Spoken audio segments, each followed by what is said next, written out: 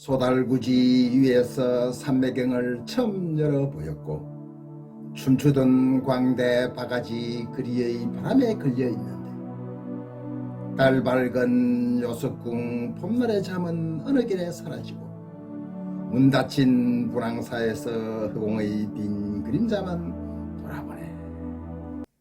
반갑습니다. 삼국통일가 원효 신종석입니다. 삼국통일 원호 3화에서는 보다 진실되게 선지식 원효에게 한 걸음 한 걸음씩 다가가 보겠습니다. 원효를 대중에게 가장 바르게 알리신 분이 바로 삼국유사의 저자 일현 스님입니다. 방금 제가 읊으신 시가 일현 스님께서 원효 스님에게 바친 찬시입니다. 이번 삼국통일가 원효는 전쟁 영웅들의 시점, 즉 성자의 역사가 아닌 사만 백성의 슈퍼히어로 원효와 백성의 시점에서 역사학자나 이데올로기적 시각이 아닌 소설가의 눈으로 개연성을 바탕으로 서술해 보고자 합니다. 소위 학자들은 역사나 선사 중에서 정사만 말합니다. 역사가 뭡니까? 우리는 과거의 사실, 실제 있었던 기록을 역사라고 합니다. 선사는 문자가 없었던 시대, 즉 유물의 시대를 선사라고 합니다. 소설가는 역사의 정사와 야사를 넘나들며 개연성으로 당시 시대를 유추합니다. 그래서 어떻게 보면 역사보다도 더 깊은 사실이라고 말할 수는 없지만 진실이라는 것을 담고 있다고 저는 감히 말씀드릴 수 있습니다. 진실을 담고 있다면 나름대로 믿음과 확신이 없이는 말할 수 없는 것 아닙니까?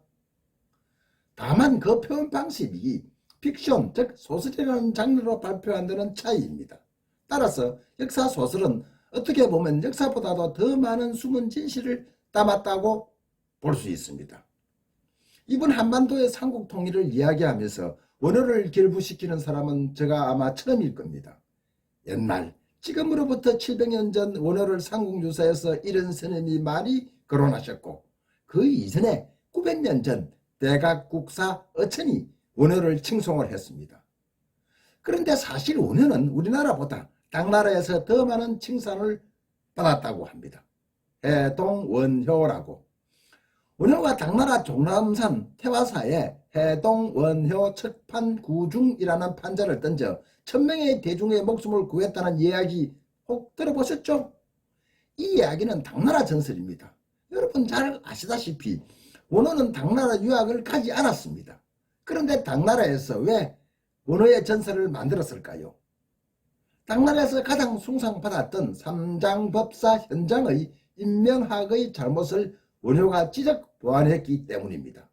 여러분, 삼장법사 현장이 누구입니까? 그 유명한 서유기 속에 나오는 분 아닙니까? 손오공, 저팔계, 사오정가, 천축, 인도로 법문을 가지러 갔다는 서유기 소설 말입니다. 이 서유기는 나중에 명나라 때 오성은이 현장의 대당서역기를 읽고 쓴 소설입니다. 당대 당나라 석각들은 원효를 인도의 보살 진나의 화신이라고 칭송했다고 합니다. 분황지 진나라고. 이 이야기는 나중에 다시 제가 자세히 설명을 드리겠습니다. 근대에 와서 80년 전에 춘원이 장편소설 원효대사로 말했습니다. 그러나 모두 삼국통일의 밑바닥에 원효가 있었다는 주장은 하지 않았습니다. 전 진정한 삼국 백성의 마음을 원융해통 통일시킨 사람은 원효라고 생각합니다.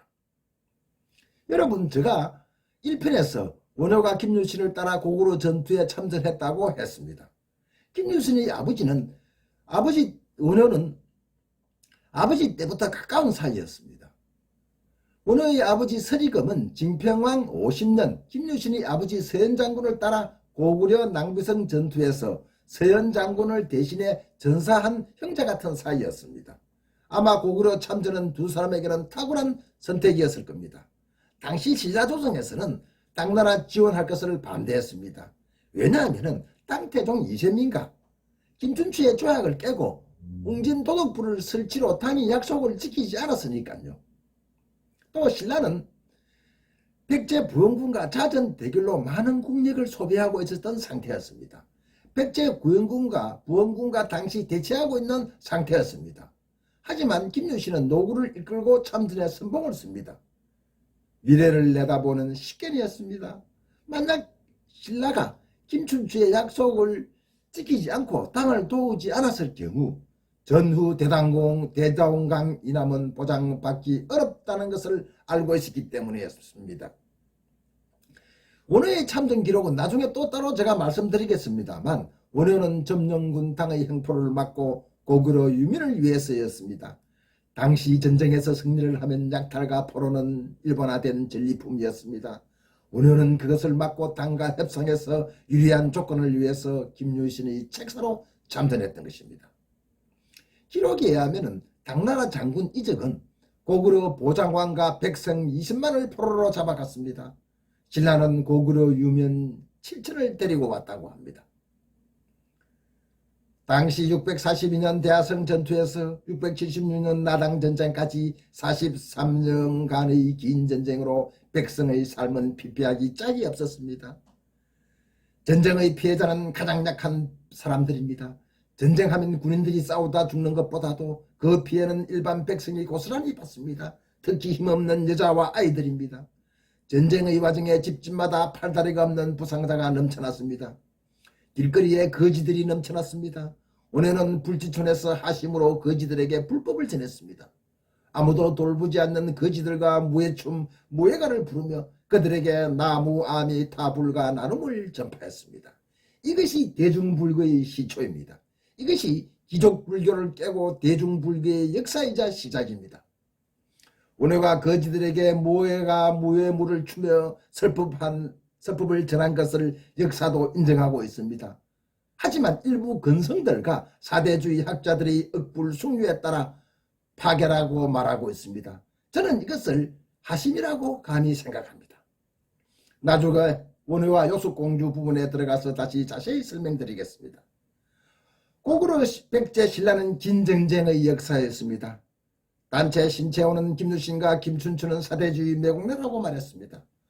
조선 상고사의 저술이 일제 강점기였고 그때는 민족이라는 말을 처음 사용했습니다. 삼국시대는 민족이라는 개념이 없었습니다. 그저 삼국은 적과 아와의 관계, 전쟁에서 사로잡히면 노예 위정자들이 입장에서는 적의 백성은 약탈의 대상, 그 이하도 그 이상도 아니었습니다. 적장수는 원수, 목을 베어 길에 묶고 밟고 다니면서 원한을 푸는 대상으로 생각했습니다. 우리도 얼마 전까지 그렇게 말했습니다. 남과 북은 서로 때려잡아야 할 대상으로 아침 저녁 둘 이상 모이면 성토를 했습니다. 이것은 위정자들의 분류 방식입니다. 일반 백성에서는 그저 나를 보호해주고 등 따시고 배부르게 해주는 국가 혹은 지도자가 필요했던 것입니다. 기족 불교를 깨고 대중불교 즉 나무아비 타불 단 6자로 백성을 하나로 묶었던 것입니다. 원효는 대중들과 함께 아픔을 나누고 무예물을 추며 무예가를 부르고 하심으로 백성들과 소통을 했습니다. 불교는 글을 나는 기독들만 믿는 종교에서 대중 누구나 나무아미 타불 6자만 지극정성으로 암송하면 극락간다. 단시 백성에게 극락간다는 말은 일대 센세이션이었습니다. 원효는 그들에게 삶의 희망과 나무아미 타불 절대 진리를 깨치게 해주었습니다. 1400년 전 신라는 일심으로 하나가 되었고 강대국 백제와 고구려는 내부로 패방했습니다. 645년 양망춘 장군은 고구려 안시성 전투에서 50만 당군을 방어했습니다만 668년 고구려는 영계수문의 긴 독재와 아들들의 권력 다툼으로 900년 역사를 스스로 망하게 했다는 진실입니다. 삼국통일 원효 사화에서 삼국통일 영웅들에 대하여 다시 하나하나 알아보겠습니다. 감사합니다.